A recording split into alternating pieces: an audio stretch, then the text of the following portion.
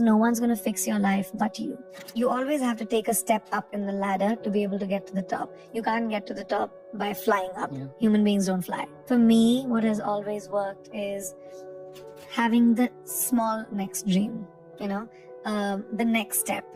When I was younger, it was really romanticized that you're going for it and just keep going. And, it's like you have to work 24 hours, do 4 movies in one time, 5 shifts, don't sleep, don't eat. And the more a person does that, the more successful you will be. But as I have seen and lived more life, I've realized having a work-life balance is really important. Give yourself a break. It's okay. You just have to do the best you can. Survive, keep your head above water, and slowly you'll see you'll be walking on it. So this romanticization of work has to be tough and work has to be rough, and it's not. Work can be your companion. Work can be creative. Work can be something that gives you joy. And now I've reached a point where that work-life balance for me is most important. I will work on the 6 verticals that I'm working on, my business, my production, my book, my acting, whatever. But when I switch off, I'm with my family, I'm at home, I watch movies, I do whatever I want to do. So then when I come back to work the next day, I have the focus to be able to do even more things. I started working in the States in 2010.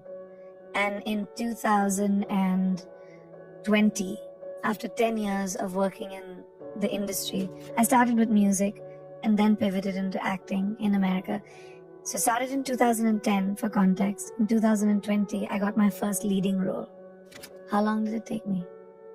10 years. So people don't think about how much hard work, how much consistent knocking on doors, how much humility it takes to go to another country and start from scratch. But it required me to strip every single thing that I knew in India and the laurels that I had achieved in India, the awards that I had won, the movies that I had done, the box office successes that I had seen. It required me to walk into rooms with extreme humility and introduce myself to people, to take my show reel and say, this is the work I have done. I would love to work with you. You have to go, you have to pound the pavement, you have to walk in, you have to be rejected, you have to audition, and you have to work around the culture of a new country. And that was so hard. I had to swallow the humility pill, and I was willing to do that hard work. And then, 10 years later, I finally got my leading role in a movie. The tears that it took when you move to a new country with no friends, no family, working with people that don't know you and don't know what you are able to achieve. When I first started doing Quantico, my co-actors did not understand the hoopla around me. They were like, who is this person? Like, why are you, the lead of that was the first time I got a lead role in a television series. And they just couldn't understand why. And it required me to just, be humble and say, I'm okay, this is a new environment. It's easy to go fishing from your boat, but when you have to go deep sea diving, it's a completely different thing. Yeah. So you have to learn according to your environment. So no, it wasn't easy. It was very hard. It took a lot of sweat, tears, and blood from me to finally be able to reach where I have reached. So when you say, I don't want to pass off the work that it took to get there and the time and the commitment that it took to get there. You have to shut off the noise. There are many people that will want to pull you down, but don't focus on that. Focus on the one person that believes in you. Focus on the light, little sliver of light that you might see, a little bit of inspiration that you might see. And that's the hardest thing to do because you're bogged down by baggage. You're bogged down by shackles of people holding you down. So you have to really push forward. And that's just individual. Do you have that inside of you to fight that fight for yourself? Or are you going to wait for somebody else to do it? That's an individual choice. The point is to be able to walk into a room and not be judgy and say, who are you? What are you doing? You don't, you're different. You speak a different language. That's not cool. Yeah. People speak different languages because they know more than you. They know other things that you don't know. The idea is to have your mind open to collaboration. The idea is to have your mind open to what is it that I can imbibe from someone else's knowledge. Yeah. And I think I'm a student of life. I love different kinds of people and different things that people do. I'm not running as fast as I was. I'm thinking about the steps I take. I'm in a really comfortable, content place when it comes to my life. And the choices that I'm making are mine and are not defined by other people or the validation that I probably needed when I was younger. So I think that's made me a little bit more happy and calm. Why am I lucky enough to have the life that I do? And some other woman, somewhere else, with the same desires, same ambitions, same, needs, doesn't have any of it. I really think about that a lot. It makes me feel like there must be something I did right. I wake up every day with a sense of gratitude, and I wake up every day with wanting to give back, whether that's with the person that is standing right next to me or whether that is a life choice that I might make. But giving back, I think, is so crucial when it comes to being grateful. I'm highly grateful for everything that I have. And I do think that maybe I did something right, that I've been blessed with the opportunity of having a life, being born to the parents that I was, being able to have the opportunity of making my own choices, having agency in my own life. If you think about women around the world, so many don't have that. Like, complete choices are made for themselves. But my parents told me, you have to have your opinion. It can be very scary. I mean, this generation of girls is fearless, and there's so many girls that take charge of their own lives, and they say, I'm not going to fit into the cookie cutter mold that probably my mother did or my grandmother had to.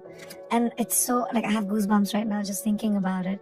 I meet so many young women who have changed the trajectory of their families because of the choices that they've made.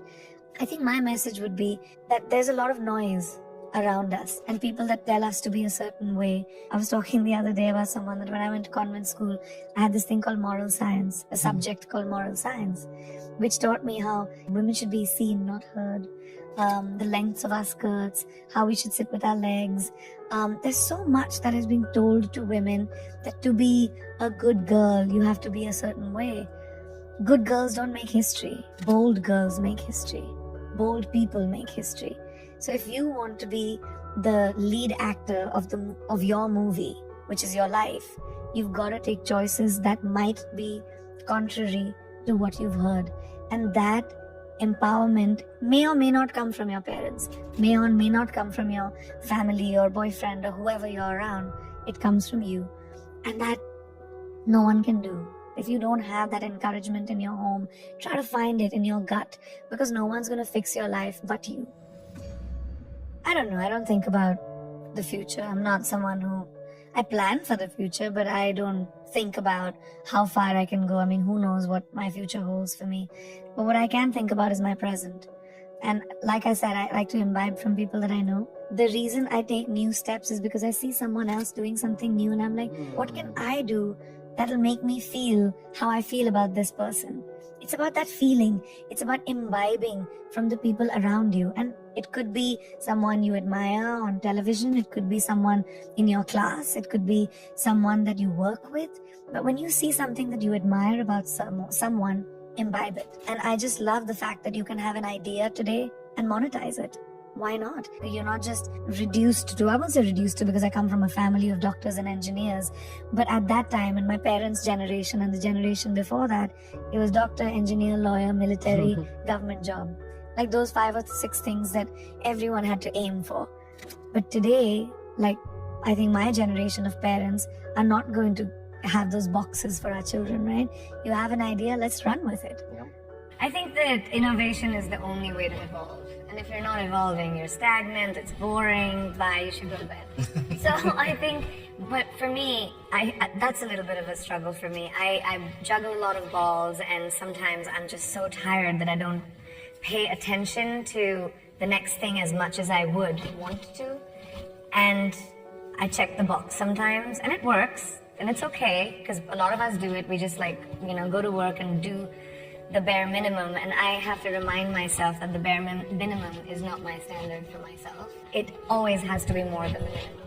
And you have to remind yourself to take some time. You just have to take some time to whatever you want to do. Go to bed early, have ice cream, just feed your soul. When you feed your soul as a human being, when you're with your family, your friends, you laugh a little, you bring joy, innovation happens. Creativity comes from a place of feeling good with yourself. And I think the most important thing is to feed who you are, and then it just does. What is my best opportunity at 18, at 25, at 35, at 60? Who is it that you want to be? So age ain't nothing but a number. That's a real fact. We put too much equity on age. It just doesn't matter. What matters is what you do about your life in the moment right now. Keep the people around you that are your champions. And maybe this is also something I realize when I'm older, but I tell young people this all the time. Do not hang around with poisonous people. Do not keep people around you that are toxic, that mess with your brain. Keep people around you that are genuinely happy for you. Only people that are genuinely happy for you, and if that's 2 people, you're a rich person. I think the meaning of life is having purpose. We're born and we'll die. What you do in between that is your legacy. And if your legacy is, walking with sand between your toes and living in a shack and being happy and meditating, sure, it's an individual choice. Success is very subjective. To each person is their own. My success might be completely not attractive to somebody else's success. The equity that we put on, you're the most successful, one of the most successful people on the planet, whatever, great, that's my version of it. But somebody else's version of it could be completely different. But I really believe that what your purpose in life and what you do between birth and death is what counts. So the pursuit of anything else is just futile. The pursuit should be, what am I doing in my life? What do I want to do in my life? Who do I want to be? Who do I want to touch? What do I want to create? Do I want to create? Or maybe I don't want to create. And all of it is fine, as long as you're at peace with the choices you make. So make choices that make you feel peaceful.